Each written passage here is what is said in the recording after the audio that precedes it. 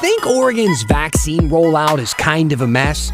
Well, that's because it kind of is. But apparently a bunch of other states are also having problems. We have 50 states scrambling to figure this out 1 year in, and it's been messy. It was messy a year ago. It's still messy today. See, we're not alone. Doesn't that make you feel better? No, not at all. And speaking of that, you probably heard the president say this. We're now on track to have enough vaccine supply for every adult in America by the end of May. But before you get too excited, remember, we still got a pretty big backlog of people already eligible waiting to get shots. Here's the story. Neighbor. Dan Haggerty here. Welcome to the story. It is 6 o'clock, right? That's my cue. All the ways to communicate with us at the bottom of your screen. Use that hashtag HeyDan, or you can email us at thestory@kgw.com. I'm also on Facebook and Twitter and Instagram and all that kind of stuff too. Let's get to the news. All right, the big story tonight. Now, we know how the vaccine rollout is going in Oregon and in Washington. We talk about it like every night here on the show. But when you're going through something that you've never gone through before, it's almost impossible to know, if you're doing a good enough job. The only way to really know that is to measure yourself with how others are doing. And in this case, we're talking about other states who are also doing this for the very first time. Our Kristen Severance has a look at the progress here in our area and asked reporters from other stations across the country how it's going there. The COVID vaccine rollout in the U.S. is basically 50 different plans happening all at once. Thank you so much for taking the time to do this. For a look at how it's going in other states, I asked reporters in California, Colorado, Texas, Florida, and Ohio to explain what's working and what's not. Here in Oregon, I explained while we had some of the strictest lockdowns from the get-go, we also maintained a low number of COVID deaths, 52 deaths per 100,000 people. That number doubles or almost triples when you look at the other states on the panel. Texas is the highest with 148 deaths per 100,000 people. And Texas just lifted its mask mandate. Oregon has also done a decent job getting shots in arms, tied in 21st place using 82.5% of the doses we have. What's working in your state when it comes to the vaccine rollout? Mike Duffy is a reporter at ABC 10 in Sacramento. The government sent us 11.5 million doses, and we have used about 8.5 million of those. So that sounds pretty good, but we are 29th out of 59 states and municipalities. And that just puts us at about a C average. So it's good, but it's average. Brad Stryker is a reporter at KVUE in Austin. Well, I've seen reports in several different cities and other states across the country that are having some issues with a lot of doses that are being wasted, either improper storage or other issues. I think that we see a relatively lower number, especially in our local area of Austin, seeing very few relatively of those doses being wasted. Chris Vanderveen is at KUSA in Denver. What about Colorado? What do you think the state has done right in terms of the vaccine rollout? Colorado right now, good, not great. I think the best thing that can be said about Colorado is that we are really, really close to getting 70% of our 70-year-olds and older vaccinated right now. That's a big deal in a state like Colorado. It's a big deal around the country to get that really most vulnerable group vaccinated. Jennifer Titus is at WTSP in Tampa. Actually, we started out with a seniors first approach, and at first it was a mess like everywhere else. The infrastructure wasn't there, the website was crashing, the phone lines were going unanswered. So after a couple of weeks, basically the state rolled out a statewide registration system for most of the counties, and some of the counties also just outsourced with a contractor to run the appointments and the bookings. And so right now we are at more than 50% of our senior population has been vaccinated. And Rachel Polanski is at WKYC in Cleveland. We targeted the most vulnerable first, being the frontline workers and the elderly in long-term care facilities. But I think that hurt us as well, because, it's easier to stick a needle in anyone. Instead, we chose specific groups and it slowed us down. All right, let's talk about what's not working. In Oregon, there is frustration and confusion on how to sign up for the vaccine. Lots of different sites and none that can handle a huge amount of web traffic. The technology complaint is true for other states on the panel. We are the center of the tech world, and we still haven't found a way to streamline this whole process.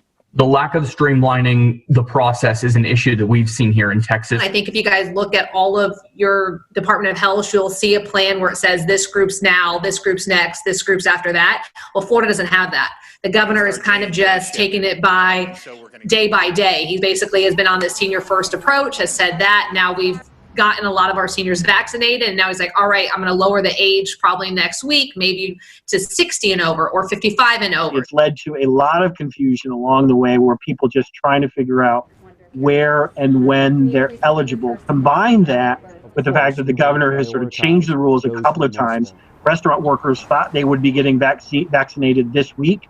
That's now not going to happen. Grocery store workers are getting vaccinated starting at the end of the week here in Colorado.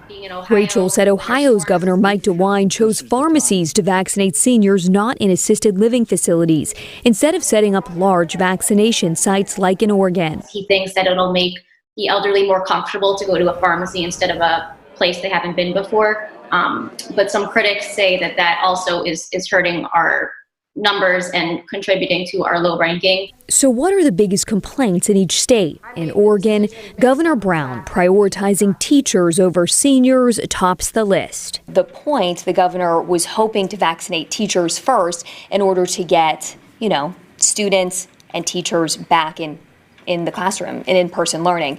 And it's, March 1st, and that's just not happening. Most of the state is still remote learning. So I would say that's the biggest complaint. Communication for people is far and beyond one of the biggest complaints that we're hearing about. I think in Florida and probably all across the country, really, it's been the demand just outweighs the supply. Another issue that certainly is being raised here in Colorado is just the disproportionate angle when it comes to vaccine distribution. I'm just looking at Denver numbers right now.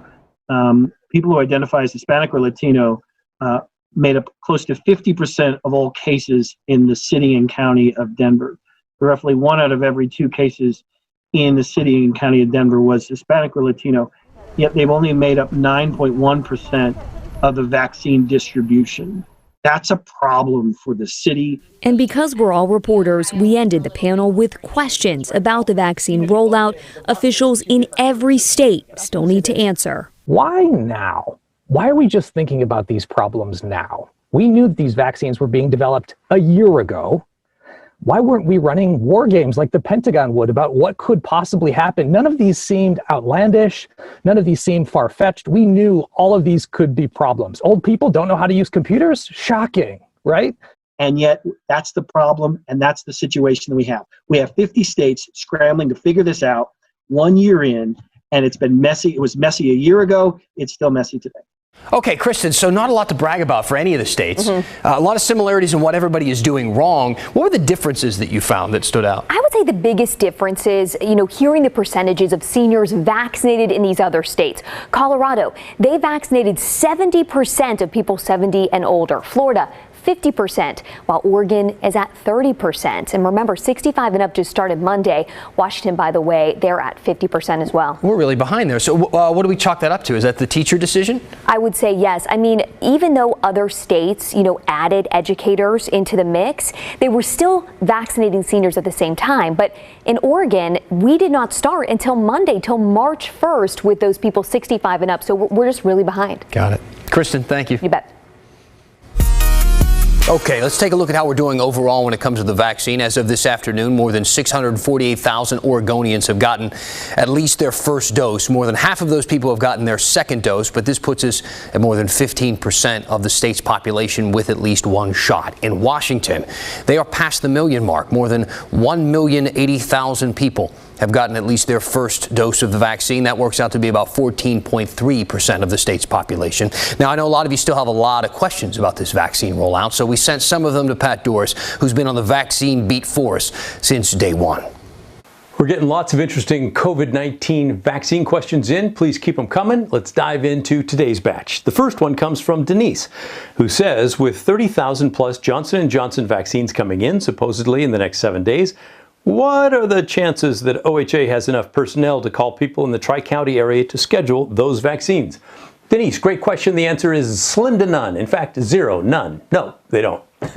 But those vaccines are not just going to be sent to the Tri-County area. They're being sent all over the state. We know that a couple thousand are going to Lane County, for example, in the Eugene area. Half of those are going to go to the Bi-Mart pharmacies there. They're also being spread around to all the Albertsons and Safeways throughout the state of Oregon. We just heard that each of those stores is going to get about 200 doses this week. So here's the point. You won't have to wait for a call from the OHA on that. You can go onto those pharmacy websites and find your appointments and click right there. There might be some that go to the convention center or the OHSU drive-through. We've not heard that yet. And then, yes, people would be calling you to let you know that you have a vaccine ready to be scheduled. But I get your point.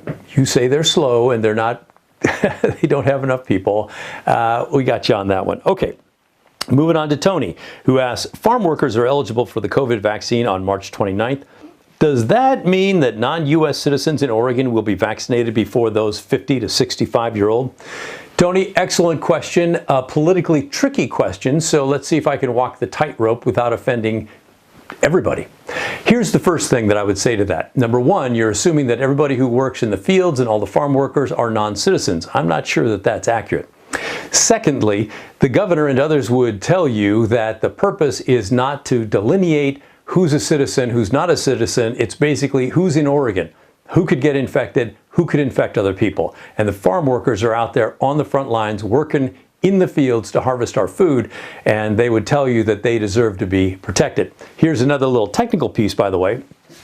Well, they are eligible on March 29th. Adults 45 to 64 with one or more underlying conditions are also eligible on that same date. So, you know, technically, everybody's going to get the shot at the same day.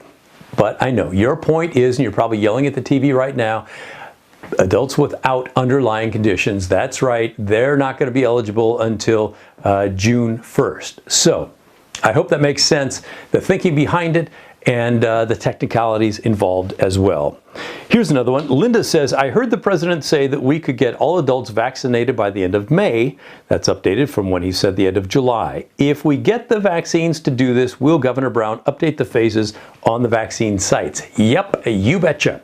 She and OHA Director Patrick Allen want this to go as fast as possible. They would love to be able to update those dates, but as you know, probably, they've had a little bit of trouble trusting the federal government. Now, it was the other party before, but still, the federal government's the federal government. So they're going to wait till they see the proof in the pudding and the vaccines start to come through. Right now, we're getting about 100,000 first doses every week. They expect by the end of March that could ramp up to about 200,000 doses every week. And then after a while, if that keeps increasing, then the question becomes, what's the tipping point of what the actual vaccination sites can handle, and how fast could that go? Because eventually you start to run out of people that can actually administer the shots. So it's a great question. That's kind of how you build a watch if you're asking what time it is. But the point is, yes, I'm sure that we will see them increase these dates, move everything up if they can, but they're certainly not ready to yet. Thanks for all your great questions. Please keep them coming in. That's what's going on with the COVID vaccine today.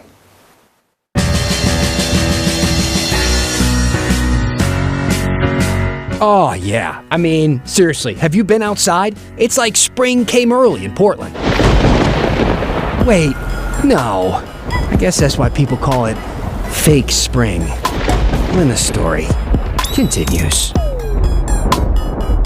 Welcome back. I always scroll through your emails and your comments and that kind of stuff during the break. I pick a few to read at the end of the show, so please keep them coming. Keep using that hashtag #HeyDan. I don't know if you've been outside, but the weather is like chef's kiss. I mean, March has given us a little preview of spring. I think right now it's unofficially still a few weeks away, of course. Spring doesn't start until the end of this month. But the people call this type of weather, this type of preview, a fake spring. It's like winter in disguise. An investigative reporter at the Oregonian named Rob Davis tweeted out this funny list of Northwest seasons. I thought there were just 4. I stand corrected. There are more like 15 that he has listed here. The first 3, I guess, is kind of what we're going through right now. Winter, fake spring, then second winter. Feel free to to hit pause on this, read through the rest of them. They're pretty good. But as I read through the comments on that post, on that tweet there, and I talked about this story with my team this morning, I realized a lot of the people from here, a lot of people that grew up here, think that this is like a unique condition in the Northwest. So I want to do a reverse version of our segment, The 112. That's a segment where we talk to the 112 people who move to Oregon every day about all the unique things to happen here, and explain now to the locals that fake spring happens pretty much everywhere with seasons. I get the music in reverse. I like what they did there. A little trippy, but I like it. Here's a February headline for fake spring in Texas. And in South Carolina, a story that reads, "It's officially February, a month best known to Southerners as fake spring." Or my personal favorite, this article from Missouri in April titled, "Freeze warning in effect for tonight. The weather is drunk." Though, look, I guess that's more of a winter relapse, by the way. How about this one? It's not even an American thing. This is an article from Toronto where they illustrate a look at fake spring in Canada. I also asked Matt Safino about this, and he called it the first standard deviation. It's not as catchy, right? But it's a little more accurate.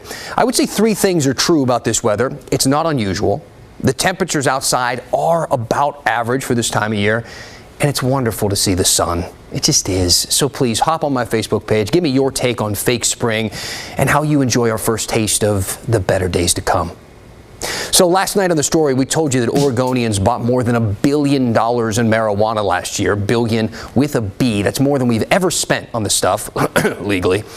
So many sent me questions like this. They said, "Hey, Dan, how much did Oregon get in taxes from that $1 billion in marijuana sales?" And it's a good question. It's an important question. And the answer is a lot. The state collected more than $158 million in tax revenue in 2020. Now, for comparison's sake, if you look back to 2016 when Oregon first legalized the stuff, the state got about $60 million in revenue. So not even close.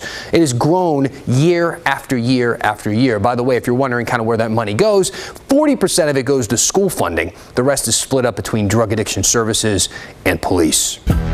And while we're talking about marijuana money, here's something we think is worth your time. Willamette Week has a great in-depth story on how cash makes dispensaries a big target for robberies. See, pot shops, they have to operate in all cash. They can't open a bank account because marijuana is still illegal federally. And banks could get in trouble with the feds if they work with these marijuana dispensaries. So a lot of times dispensaries have to store everything in these big safes in the back of the store, and that leads to a lot of robberies or robbery attempts, including one in December in North Portland where a worker was shot and killed. Now, Oregon Congressman Earl Blumenauer has been trying to do something about this cash problem. He got a bill right now. He has a bill called the Safe Banking Act that would let banks work with dispensaries without getting in trouble with the federal government. The House passed it last year, right? But the House was mostly Democrats. It then died in the Republican-controlled Senate. But now, with Democrats in charge of the Senate, he's hoping that it can get all the way through Congress. We're going to keep you posted, of course, on what happens with this. But in the meantime, you should check out the Willamette Week story. It's on their website right now. You might remember a few weeks ago we talked a lot about food insecurity on this show. This post right here, this was that viral dumpster diving incident at the Hollywood Fred Meyer. Yeah, to remind you, they lost power in the snowstorm, the ice storm. They threw a bunch of food in the dumpster out back because it went bad or was going bad. And a bunch of people showed up to start grabbing that food out of the garbage. So many people showed up that the store actually called police to guard the dumpster. And this caused a lot of outrage on Twitter. People thought that that was an insensitive thing to do. But it really got me thinking about how big of a problem hunger is here in our community, especially right now, especially with the pandemic, with so many people losing their jobs. With that in mind, KGW is kicking off our Great Food Drive this week. We want to collect 1.5 million pounds of food. It's ambitious, it is, but the need right now is maybe higher than it's ever been in our area. I spoke with the executive director of the Sunshine Division about that earlier. What do we need to know about the hunger situation or the need for food in our community? You know, I would start by saying this is my 9th year at the Sunshine Division. It's an organization that's been around nearly 100 years. And this is unlike anything I've seen in my nearly decade with the organization. It's pretty startling, the need that we've seen. When in a single year, not even a year, in a 10-month period, we're helping about 9 times as many households as we did in the previous non-pandemic sort of time frame. I don't have the words for that. That unprecedented doesn't do it justice. There are hundreds of thousands of Oregonians that are struggling right now. Tens of thousands of families who have never had to ask for help before are turning to us for the first time. And I know our organization is not unique. This is the same story that's playing out across the country. And so I really would ask people that are listening to really look at that organization in your community that you have faith and trust in that's helping people, because the need has never been this high. Now, if you are looking to help the need that's out there right now, or maybe you are one of the families that's in need, okay, because people in this community care about you, and we're trying to step up and help out everybody. Now, the safest and best way to donate is to give money online at kgw.com/food drive. It doesn't have to be a lot. You don't have to give $100. Give $5. Give $1. Anything helps. It adds up. It really does. And if you are one of those families that needs some assistance right now, we have information on there too on the website. So hop on there and check that out. Now, all this week, Pacific Foods will be matching the first $10,000 that gets donated. Okay, so if you're one of the first 10,000, every dollar you donate counted as two. Also, a big thank you to Rivermark Community Credit Union, of course, local Toyota dealerships for hopping on and helping us, and Safeway for supporting this year's food drive. All right, keep sending in your questions and your comments. We're going to read a few. Send some complaints, too. I know you got a couple of those. That's okay. I'm going to read them as we finish the story next. But first, wasn't February 2020 just a great time? It feels like 100 years ago, but there was no pandemic, no riots, no fires, none of that stuff. Oregon's basketball, the women's team, they were having quite a run. Then March happened, and we know the rest. But we're going to finish this story with a dip into better days in the KGW Vault next. We'll get to some comments. We're just looking through a few. We'll get to a couple of those in just a moment. Welcome back. Hi, it is almost March Madness time because, you know, it's March and the world's completely mad. It's full of madness, actually, which we'll talk about the sporting event, though. It's really big in the sports world because it got canceled in 2020, and it was a huge bummer for Oregon women's basketball because they were like pretty much on top of the world around this time last year. So let's take a look back in the KGW Vault. Sabrina Ionescu with the rebound. She has just become the first player in Division I history with 2,000 points, 1,000 assists, and 1,000 rebounds. A historic mark set by Sabrina Ionescu. She's so good at basketball. Maybe, like, I don't know, one of the best college athletes ever. Do you remember that? How fun this was? Sabrina Ionescu setting that huge record in February of 2020, cementing her as one of the greatest, I guess, college athletes ever, I would say. The Ducks went on to win the Pac-12 tournament in March, and winning the NCAA tournament would have been just cherry on top, but COVID canceled it and just pretty much ruined everything ever since. Ionescu got picked number 1 overall in the draft to the WNBA, to the New York Liberty. She played a few games in the WNBA bubble, then sprained her ankle. But we're looking forward to seeing what she can do this year. Meantime, the Ducks got the number 4 seed in this year's Pac-12 tournament. Their first game is tomorrow, and we are rooting for them. So go Ducks. Meanwhile, we got a couple of people here. First of all, Mark is saying nobody calls it fake spring, Dan. I don't know, dude. People were calling it that all day. Some people were calling it the, what do they call it? The spring fake out. Is that what they call it? Define nobody. I guess that's where I'm confused. And then Carl asking something. I've been getting a lot of questions about this. What's up with the time change, Dan? People want to know. I thought we were getting rid of that. I thought we signed this pact with the other states of the West. I thought we weren't going to change the clocks anymore. We're going to get into that. We covered it last year on the story, so if you're like itching to find out right now, do a little Google search and hop on the KGW YouTube channel. You can probably find our coverage on it last year. We got a whole big, long, nerdy explanation, and we're going to roll it out for you again pretty soon. In the meantime, that's the story. I'm Dan Haggerty. See you back here tomorrow.